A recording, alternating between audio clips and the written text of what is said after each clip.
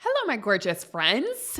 Back by popular demand, I am offering you another Q&A episode, and we are covering some really juicy topics today.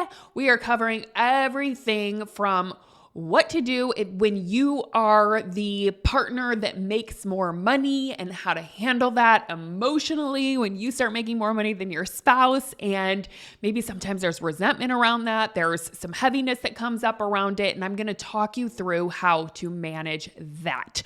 We're also going to discuss what to do when your once successful offer just stops working as well and what to do about it. We're going to talk about how to stop dimming your light and stop being afraid of being too much for people or making people feel uncomfortable, and how to show up marketing and online as your true self. And we cover much more than that, but these are just a few of the topics that I dive deep into on today's episode. Now, here's what's really fun about this. This was done live last month. And I have another Q&A live call coming up called Ask Jamie Anything, where you can bring me your specific questions that I will answer live on the call. And you can join me, you can ask questions live, you can submit them in advance, and I will send out the replay of this next episode. So if you've been listening to the podcast and there's something coming up for you that you're curious about or want my perspective on, or let's say there's something you feel kind of blocked or stuck around and you want my support working through it, you can ask me on this call, and it's totally free. You just have to get registered for it. So make sure to go to hello.jamieberman.com/ask Jamie anything. And we will link it up in the show notes so you don't have to memorize that. But make sure to get registered because these calls are so much fun. They're value packed, and I'm doing them monthly. Not always monthly, but I'm trying to keep them pretty consistent. So we have one coming up for you. And when you get registered, you will see when that one is. So without further ado, here is the Q&A call. So for those of you who are new to me, welcome in. Hello, I am Jamie Berman. I am your money and manifestation coach. I am a certified master coach. I have a background in spiritual psychology, and I happen to love all things business. And I study business, I study money. I love all of that goodness. And I have been coaching for 9 years, and I have been coaching on money and business and manifestation for the past, I would say 5-6 years. Sometimes I get tripped up, but like, when did that shift happen? I think 6 years. So, I've coached thousands of clients at this point, and I love it. It is my favorite thing ever. So I am here just to support you. These calls are to help you just dive deeper, to clarify any areas that you feel sticky around, or if you're like, hey, I heard something on your podcast, and you dive a little bit deeper. I don't understand this, or how can I apply this in my context?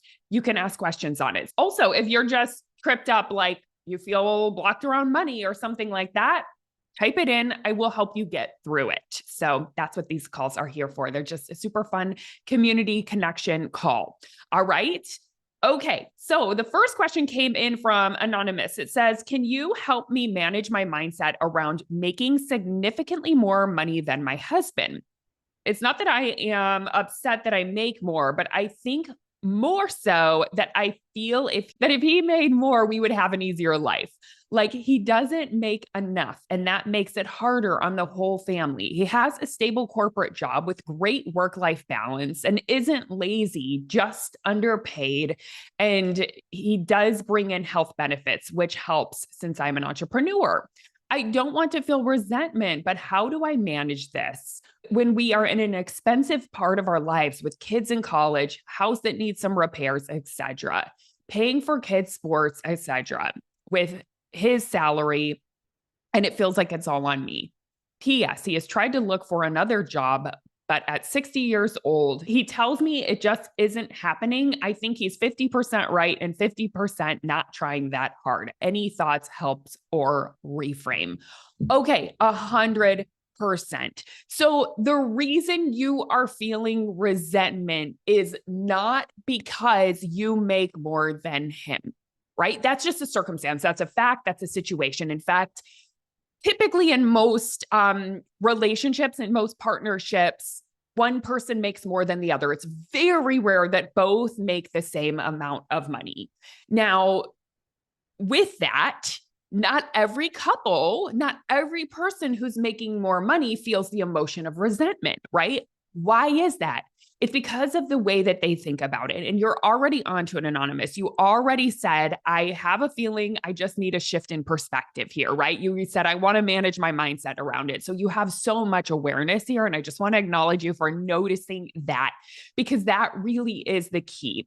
And the truth is, he could go out and get another job, but the truth is, you'd probably still be making more, right? And what if he just got a job that made a little bit more, right? Like, you could still have these same thoughts and you could still hold resentment regardless. So I'm going to give you two thoughts that I noticed that seem to be very sticky here and that are thoughts that would create resentment. Number one is, if he made more, we would have an easier life. I want you to recognize that that is a thought your brain is telling you. And while you could say, it's true, Jamie, it's true. Here's the thing. Okay, that might be true, but thinking that thought is creating a harder life for you.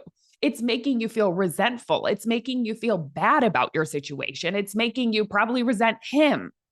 This thought, and I want you to really notice, this is not just a fact. It is a thought that your brain is offering you. If he made more, we would have an easier life.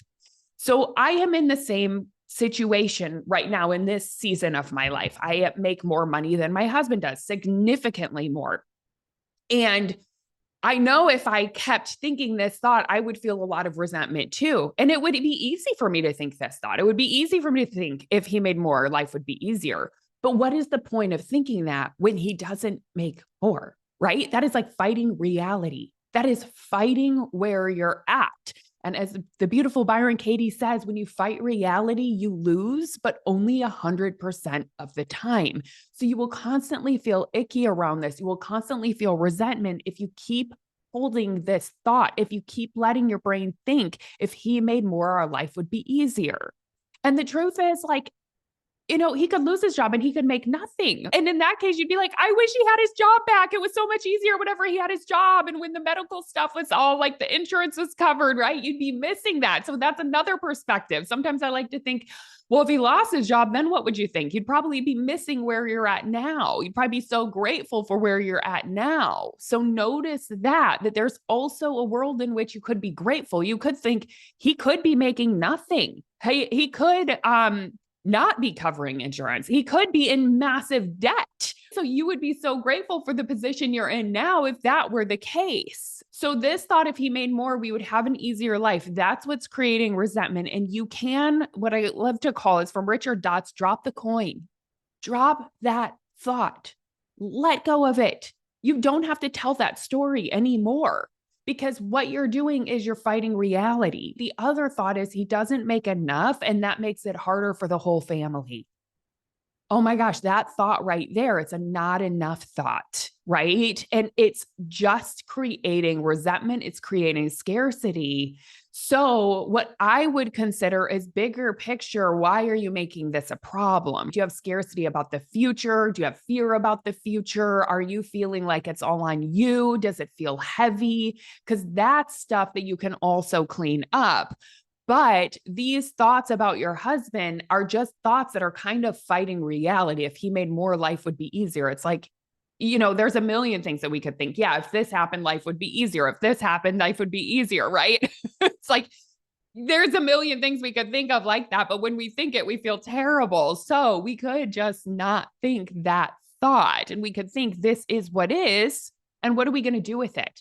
How can we work as a team together with this situation? With this is how much we make together, and these are our expenses. What can we do with that? Do we want to cut our expenses a little bit, right? Do we want to, maybe you said you got kids' college coming up, sports and things like that. Do you want to kind of budget for that? Like, What is it that's going to create actual relief for you? If this is what is for right now in this situation, this is what you're bringing in as a team, then what? What can you do together as a team to create relief without him going to get another job?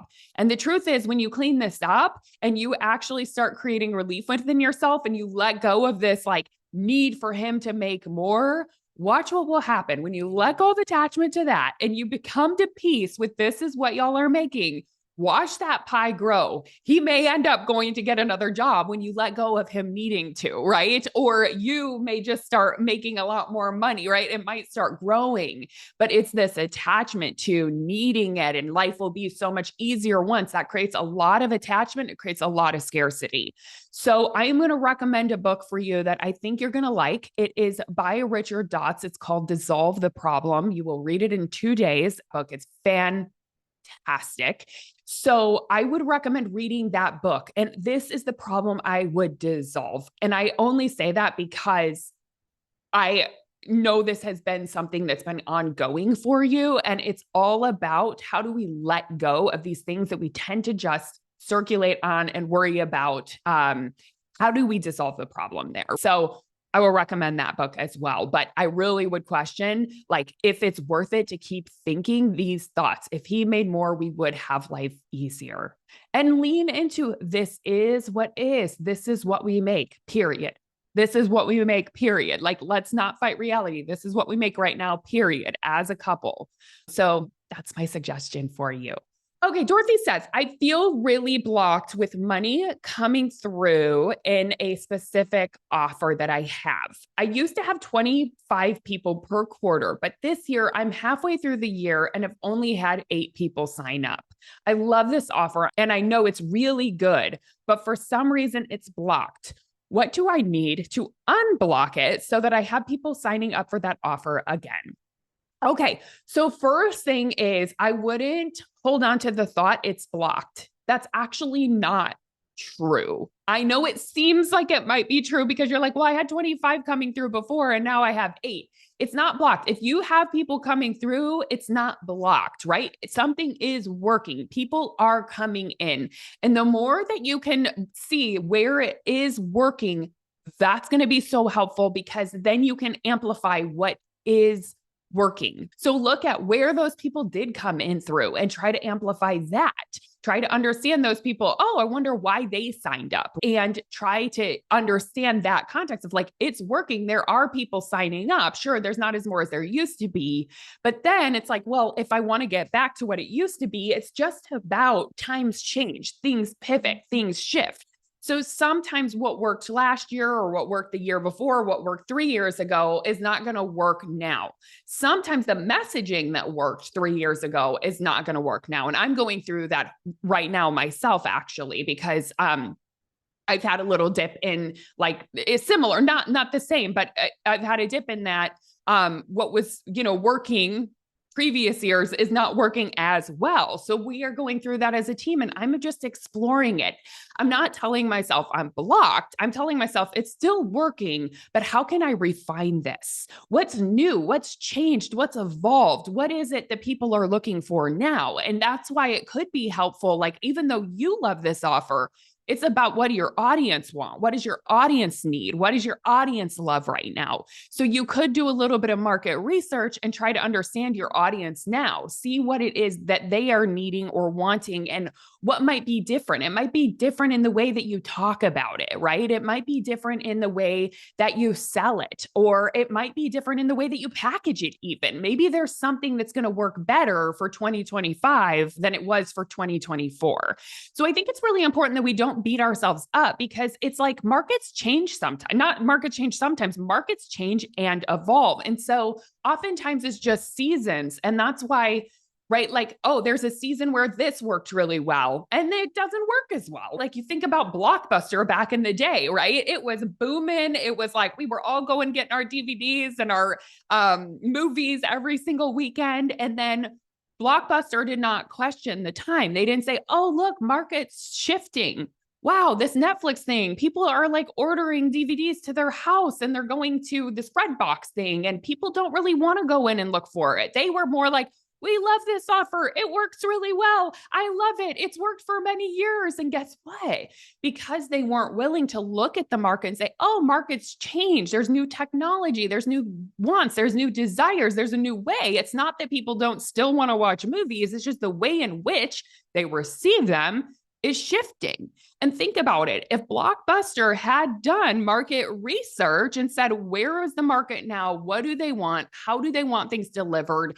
And really get curious, they could have easily shifted and become what Netflix is now. They could have easily shifted and been what Amazon Prime has done, but they weren't willing to change their model. They weren't willing. They were so stuck on, I want to have an in-person place and I love my offer and I love the way it's been, that they didn't look outside of it and say, wait, what's shifted? And they could have evolved and grown and everything. So I think it's important to remember that what people want from your offer is still there. That still exists, but things shift, right? So that's where that's where entrepreneurship is a creative process, right?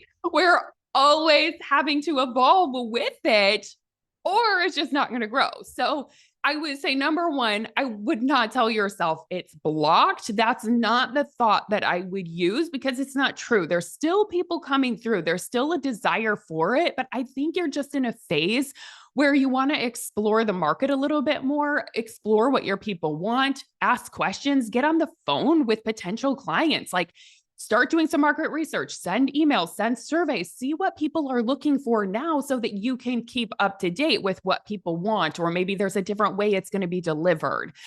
So that's what I would recommend. And not to make this about you, not to beat yourself up, not to blame your money mindset on this, right? Because the only thing in terms of money mindset is just look at what you're making this mean, right? That you've had like a dip in sales, or that you have 8 people coming through. Like, what are you making that mean in terms of your future, right? You could just make it mean, oh, maybe something shifted and let me figure this out and I'm going to create a lot of abundance. So it's kind of that now what mentality of like, what do you want to think is possible from here?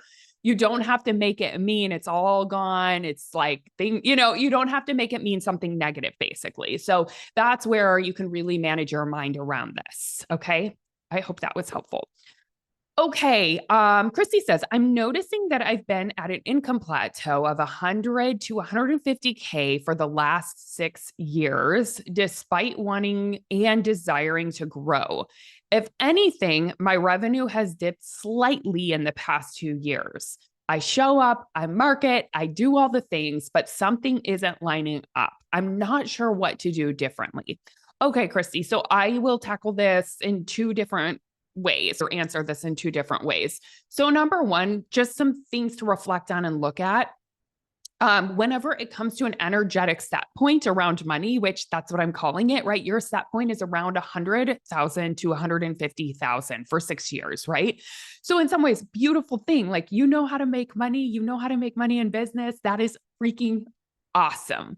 And if you want your set point to go up, and you want to make 300,000 or 500,000, the opportunity is, number one, I would look at if there's anything about having more money or making more money in business that you feel slightly scared of, or that there's a part of you that says, ooh, that's going to be kind of heavy. Or if there's any part of you that doesn't identify as a wealthy CEO who brings in big money. Right? Like, is your identity and your self-concept lined up with that? Right? So you want to explore that, because sometimes it can be, oh, I just don't see myself as that person. Yeah, that's not how I see myself. I don't believe that that is possible for me. And that's a belief problem. And what's beautiful about that is we can shift that, because we decide what we believe. We get to choose that.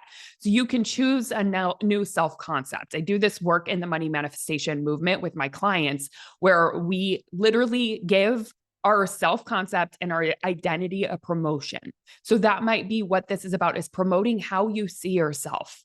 See yourself as capable of making, I don't know what you want to make, $500,000, $300,000, breaking through this income plateau. So it might be an identity thing. You also might want to clean up any fears that you have about making more money. This one's really big. And a lot of times it's, what are my family going to think? What, are people going to take advantage of me if I have more? A lot of times it's, is it going to be, a lot to handle? Is it going to be more than I can handle? Sometimes in business, it's even when we associate hard work with money or we have to deliver more, we think, oh my God, if I was making that much, I'd have to give so much more of me. And I don't want to do that. So we have to clean up any of those fears so that you feel super safe, super comfortable, super matched with making, let's say, $500,000, right? Or whatever that number is that you want to break through. So that work as well. So I'm just giving you some ideas so that you can kind of tap in and say, oh yeah, that kind of resonates. I think that's where I want to go. Third thing that you could think about is, what did it take for you to go from 0 to 100K in your business? What was that journey like? Because right there is a quantum leap. You created something out of nothing, right? You had 100K growth. So I want you to think about that again. In order to have another 100K growth, what might you want to embody that you did when you went from 0 to 100? Because I think sometimes when we're in the beginning phases, we're willing to get uncomfortable. We're willing to put ourselves out there. We're willing to, do things that we've never done before and lean into belief and go for things, right?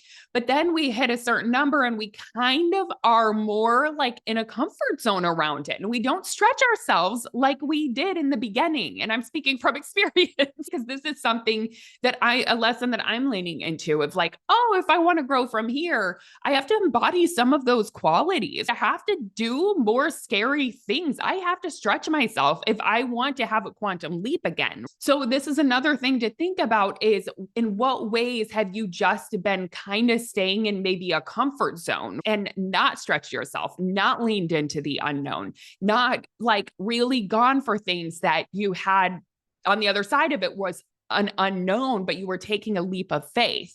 Because I think that is the key to manifesting, is you have to be willing to utilize courage and lean into doing the scary thing. And sometimes whenever we are embodying the identity of, let's say a 500K CEO, it's going to look different than the 100K CEO. And you're going to have to learn new things. You are going to have to be in different rooms where you're surrounded by people who are doing that. So you have to trust your intuition. But what I would say is, what is your 500K self doing that you're not doing now? Get to know that future version of you really well. And you have to be willing to do some kind of scary things to get, and I don't mean scary. I mean, you just have to lean into courage. We have to get out of our comfort zone to get there. So that's another thing to think about is, what were some of the qualities that you embodied when you went from 0 to 100K? And how can you bring some of those qualities into going from 150K up to 300, 500. So just some things to think about. Okay, Patricia says, in the last 2 weeks, I went from having clients to 0 clients. Could that be connected to my manifestation? The last month, I manifested more aligned clients, and I will launch a product which will attract more aligned clients. Do you have any experience with a similar situation? And could you give me any advice? Many thanks in advance. Well, yeah, I mean, month to month, right? I will just share personally. Some months I get, I have gotten 0 clients, and then other months I've gotten many clients. So I think that's kind of the ebbs and flows of business. I wouldn't make that a problem, or I wouldn't blame yourself for that. But you could look and you could say, oh, was there anything different the months that I got clients versus the months that I didn't? Was there anything different in the way that I was thinking and my enthusiasm for it and what I was putting out in the world and what the offers that I was making? Is anything different? If it's not different, then I would just believe that there are more coming, right? That's as simple as it is, because you could have several clients come at once next month, and then there you are, an overflow having clients again. It also sounds like you're creating a new offer that's going to attract more clients. So my hunch is, a lot of times when we're in that creation mode of creating a new offer, we're putting our energy into that right? Into creating the new offer and thinking about that and not putting as much energy into selling in that moment. So it might have been that you were just redirecting your energy and thinking about this new offer that's about to launch and you will be about to get new clients. So I wouldn't make it a problem month to month. That's my thought. If you want to create consistent clients every single month, that is 100% a manifestation that you can decide you want to create. And with that, you just have to think, how does the person who gets clients every month think consistently? Like, what is their belief? How do they feel? What are some of the systems that you will set up so that clients can come in every single month and that it's consistent, right? So you're probably going to want to think evergreen. You're probably going to want to think ideas where clients can always come in. There's always an offer available and you're always reaching new people and letting them know that you have an offer for them. That's got to stay consistent. And if you decide that's not the way you want to go, you could just do the launch model. And when you are launching something, an inflow of clients comes in, and then maybe you have a month where it's a little slower, and then you launch again, and an inflow of clients come in, and not make that a problem, right? So, yeah, those are my thoughts for you, but you can decide how you want to do it and how you want to set it up. And it's going to be both a mindset thing, an energy that you're holding, and a system that you've set up. Okay.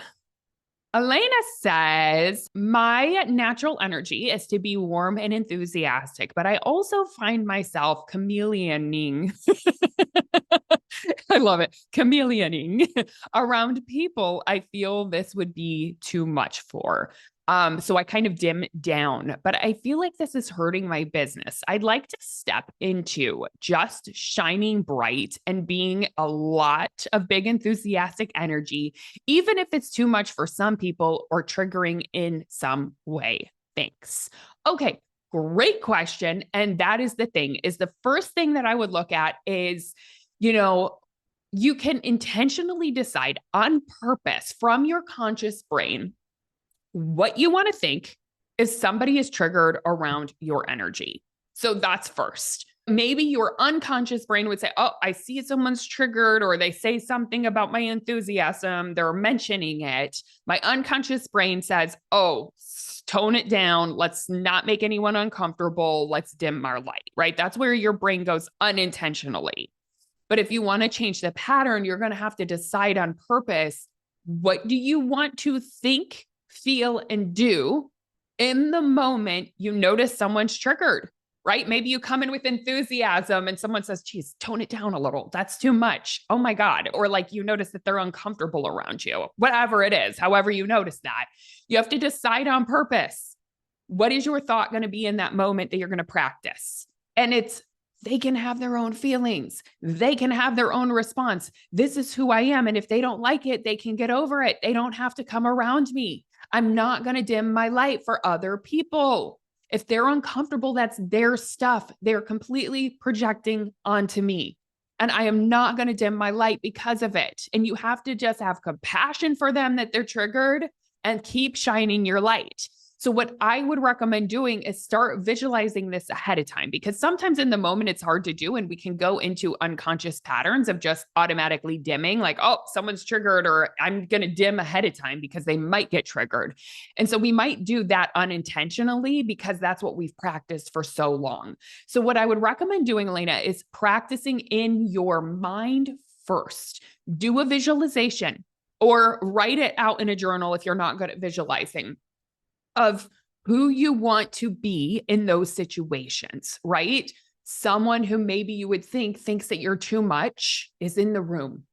And you want to practice seeing yourself being your most authentic self and feeling safe and feeling comfortable.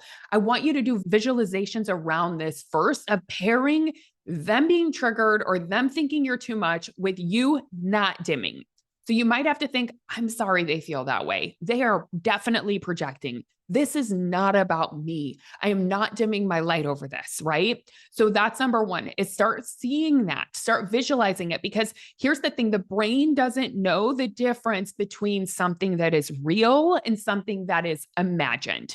So when we do this mental rehearsal first, it's going to make it a lot easier for you to do that and practice it in real life, in person. So that's why I'm giving you the advice of visualizing it first, because that's going to start reprogramming your brain and the neural networks in your brain to say, wait, this is safe. You're going to start feeling it as safe, seeing it as safe. So that's number one.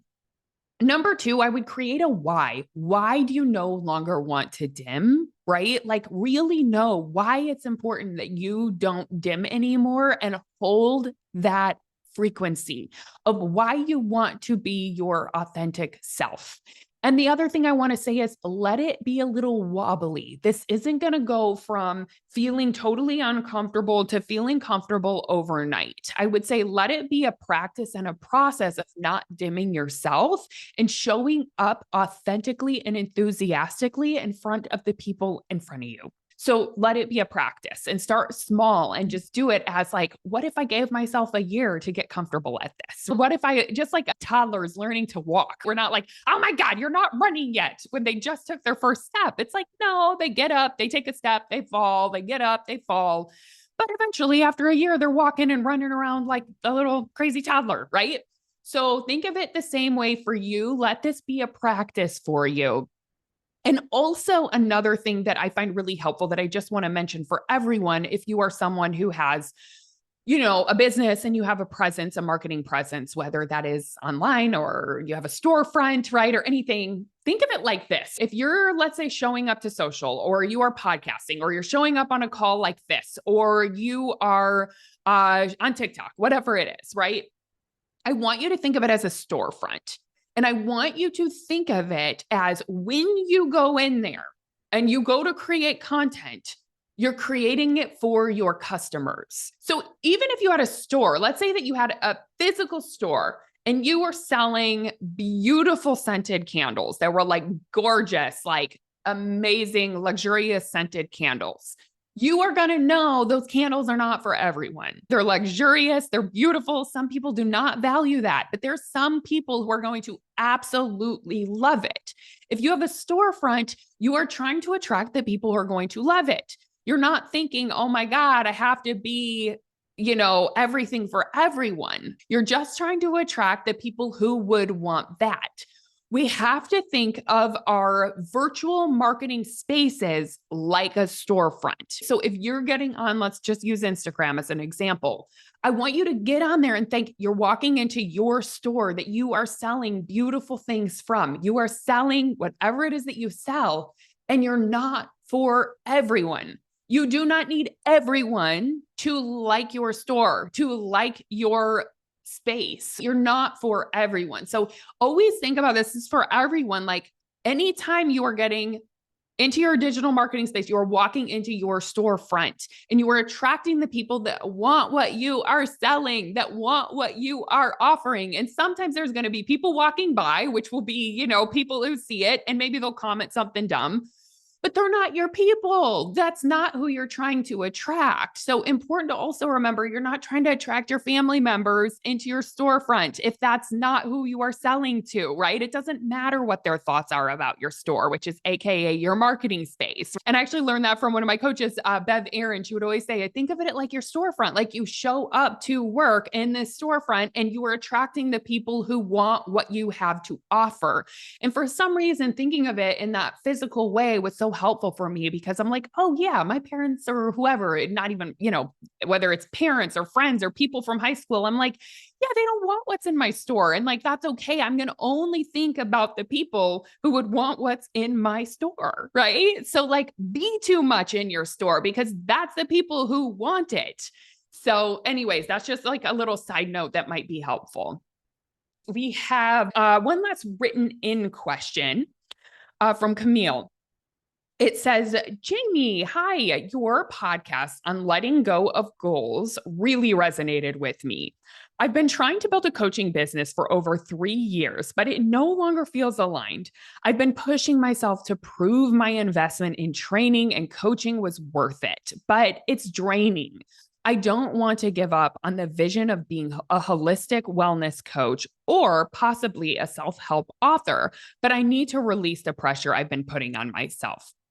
At the same time, I'm finding more success and recognition in the corporate world, though it still feels limiting in terms of freedom and earning potential. I dream of working from home, earning more, and feeling spaciousness, but I realize even having a business doesn't guarantee that. I want to let go of self-blame and avoid a victim mindset, but also want to genuinely appreciate where I'm at and find a way to make it work without forcing fake positivity. I'd love your perspective and energy on how to shift this. Thank you for being such an inspiring presence. Oh, Camille, so sweet. Okay, totally. 100%. Love this question. So I would say if the reason, like, okay, I learned this from Oprah, who learned it from Gary Zukav, who I don't know. I think all right, like this power of intention. I've also learned it from Wayne Dyer. The intention that is behind something and that is behind our why is either going to be in alignment with our soul, and it's going to allow things to flow with ease and grace and flow. And not always ease and grace. There will still be obstacles, but it is going to feel like we are in the right direction. We are following our North Star. Or if our intention is not in alignment with our soul, it's in alignment with more of our personality or our ego, it is going to feel like an uphill battle. It is going to feel like we are, as Abraham Hicks would say, going upstream, right? We're like trying to canoe upstream. So this is the thing. If the intention behind creating your coaching business is I am pushing myself to prove my investment in training and coaching was worth it, that is 100% not a soul calling. That is not a soul why. That right there is ego. That is the personality that's trying to hijack the experience and say, I need to prove it was worth it because otherwise I'm going to beat myself up. That energy behind it, again, you said it creates pressure. It's heaviness. It's been putting a lot on yourself. And that is probably the reason it is not moving, right? So what I would recommend is don't give up the goal altogether. If you feel a calling to be in the wellness space, to be a coach, to be a self-help author, don't give up on it. You could decide, and it doesn't even mean that you have to have this heavy ambition towards it. It doesn't even mean that you have to be going for it now. But what I'm saying is just put it into your vortex, put it into your grid, as Abraham Hicks would say. I don't know why I'm using all these Abraham Hicks terms. Put it into your vision. Decide that is something you want in this lifetime and put it on your vision board. But it doesn't mean you have to actively pursue it, because you want the why behind going for that to be potent, to be intentional, to feel aligned with your soul calling, right? And thinking I need to prove my investment was worth it is not in alignment with your soul, right? It feels just icky. It feels hard. It feels not good at all, right? It actually is coming from a place of scarcity. So what I would recommend doing is, number one, I know you said you don't want to involve any toxic positivity, and I hear you. But what I would do is I would say, why was I called to invest in this at this time? Back whenever I invested in, whether it was coach certification or yoga training, whatever it was, why did I invest in that? Why was I called? What gifts were I given, even if it was different from what I thought? Because a lot of times I think we have attachment to, oh, this was supposed to lead to this because that was the vision that I had. But really, we were drawn to, let's say, coach certification or yoga certification because it's something completely different that was part of our soul's mission, right? And maybe you will, of course, like you said, eventually create a book or a wellness company, but it sounds like it's a not right now thing, because the energy behind it now is pressure, and it's proving in pressure, and that intention just it's not in alignment with your soul. So it's not going to flow. So anyways, I would look into why were you maybe called, even though you got something different than you thought, right? So I'm going to give you an example of this. I went to school for fashion and retail merchandising and marketing. And I spent a lot of money on it. I took out a lot of student loans. And I did school. I got through all the 4 years. I graduated and I decided that was not what I wanted to do with my life because as I got into it, I'm like, this is not in alignment with my purpose. This isn't what I actually like. And I realized I wanted to do makeup at that time. And I remember thinking, oh my God, I spent all this money and I'm not even doing anything with it. But here in hindsight is what I realized. I was always supposed to go to that college because that college is where I met my ex-boyfriend. And originally, I had wanted to move to New York previously before I met him. But he said, hey, let's move to LA together. This was after we graduated. So I met my ex-boyfriend at that school. We graduated. We moved out to LA. He got an internship. I worked retail. And so much of my life was created in LA. So much. It's like I ended up breaking up with him like right away, like right when we moved out here. But then I met my husband who I'm like, oh my God, we were always supposed to meet. And it's so crazy because if I never went to college for that in Missouri, which had absolutely nothing to do with what I'm doing now and that I paid back loans for years on, I would have never met my husband. Like wild, wild, wild, wild, right? So it's so weird how I'm like, God, I would pay that again a million times, even though with that degree, I thought I'd get a degree and I'd work in fashion and I'd work in, whatever, like marketing. I never did that. But I'm so glad that I invested in that and I followed the flow and I followed my energy and I followed my gut where I thought I was supposed to go to school there. And that's where I got a scholarship for swimming and all of this stuff. And I pursued that, but it was never to get a job in fashion. It was always to end up getting me out to LA to meet my now husband and have the life that we have together. I'm doing absolutely nothing that I learned in college, but I'm not beating myself for investing in it because I know that was always part of my story. It was always part of this whole unfoldment of my life.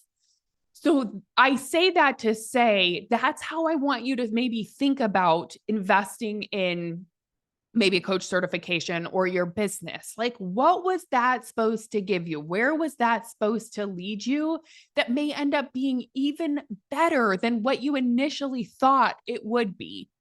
And it's not over, right? So you don't know that in the future, all this isn't going to miraculously come together somehow. And you're going to say, oh my gosh, it makes sense why I now have a coach certification and I invested in my business because now I understand business. And now I don't know how it's going to unfold, but I will tell you what, everything that we learn is for a purpose and it will unfold. It's not always a direct line of how we envisioned it would.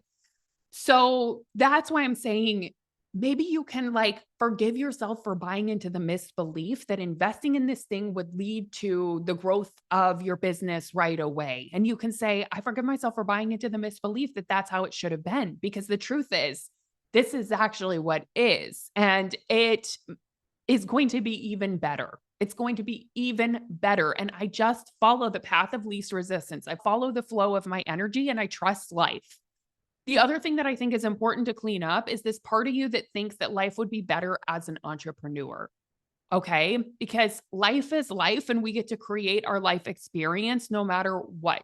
So the victim mentality that you had mentioned wanting to get out of is I'm a victim to this job.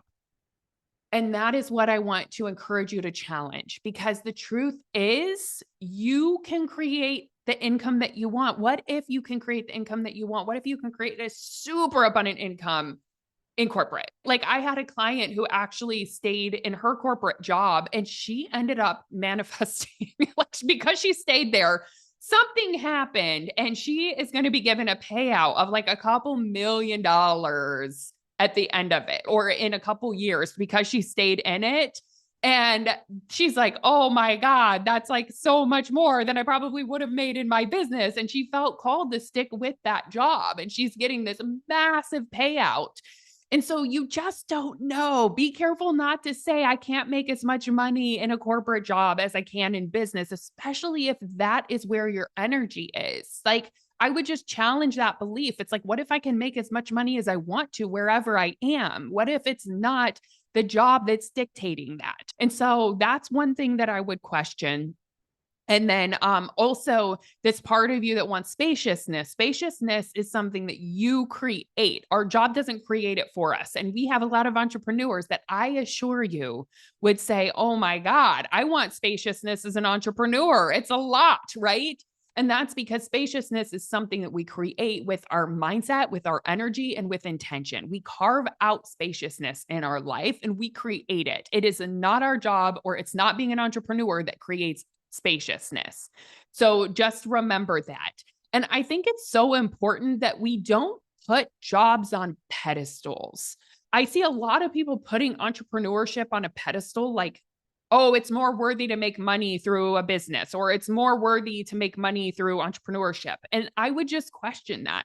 I think all sources of creating money, as long as they're like in integrity, are worthy. Like if it's coming in with ease in one area, like that is just as worthy as if you worked hard for it or if you did it through your business. That's one way to actually, for all y'all, to create a lot more abundance is stop judging where the money is coming through, right? If there is an area of your life that you can create money with more ease, open up to it. It's not less worthy because you're working less for it or because it's coming with more ease. There's no like hierarchy here.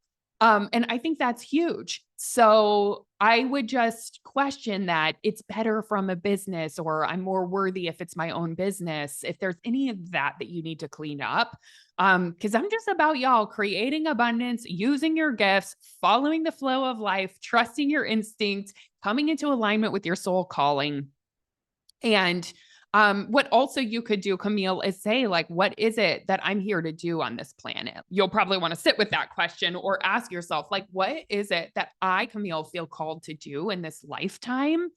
And how can I bring that intention into what I'm doing now? Because that's going to make it a lot more, a lot richer and a lot more, just putting that intention into it is going to make it a better, more fulfilling experience. So, yeah. And then if you do decide that you're going to write a book or you are going to start a holistic wellness company, what I would recommend is let that come to you with ease.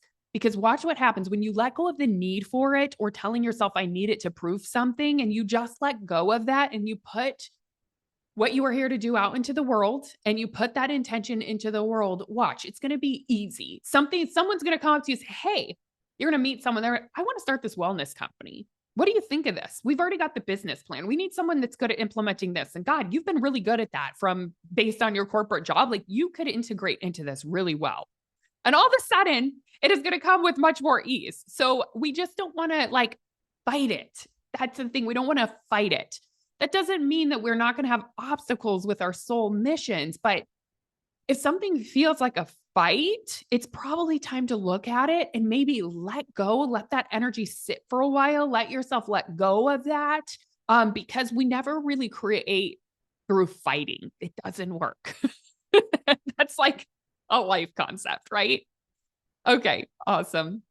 So we just launched this. It is my abundance reset. This is a mini course. So if you are someone who, let's say you've been liking this, you've been listening to the podcast, maybe you've been coming to this calls, you like this work and you know you want more of it, but maybe you weren't quite ready to invest in the full money manifestation movement coaching program. That's my signature 6-month program where I actually like coach you. If you are wanting to kind of just get your feet wet and get started and get your brain starting to focus on more abundance and starting to create a vision for yourself and starting to learn, how do I reprogram my brain around money? This is a beautiful place to start. So it's called the Abundance Reset, and it is a 5-day mini course, and it is in the form of a private podcast. So you are going to get a new episode dropped every single day.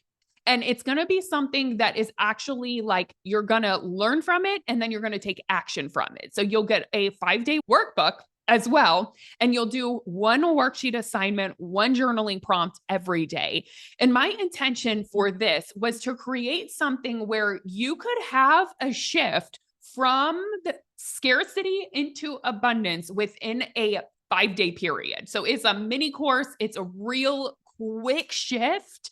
And I just know you're going to absolutely love it. It's something also you can come back to over and over. Anytime you need a reset, you listen to these teachings and they will just absorb into your brain and really help you shift your energy. So anyways, I'm super excited about that. It's the 5-day abundance reset. And I think you will absolutely love it. I'm so excited to be offering it. So that's for all of you who want more of this goodness. And all right, y'all, that's what we got for today. Thank you for being here with me.